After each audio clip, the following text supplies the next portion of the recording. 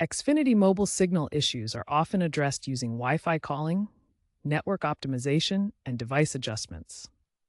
Wi-Fi calling uses your home's internet connection to make calls when cell signal is weak. Xfinity Mobile's app now includes real-time signal monitoring and AI-driven network optimization. Device adjustments help improve reception and keep your Xfinity Mobile app updated to version 5.2 or later for latest features. In 2024, Comcast and Verizon completed a $10 billion infrastructure upgrade, boosting signal strength in weak zones. Most smartphones from 2015 onward support Wi-Fi calling with Xfinity plans.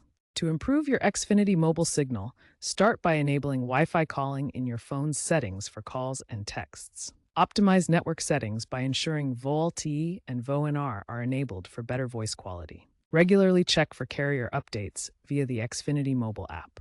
Try toggling between 5G and LTE in your phone's network settings to find the strongest signal. As a simple hardware fix, restart your device to clear temporary glitches. Try ejecting and reinserting your SIM card. In areas with consistently weak signals, consider using an external signal booster or femtocell to amplify the indoor signal.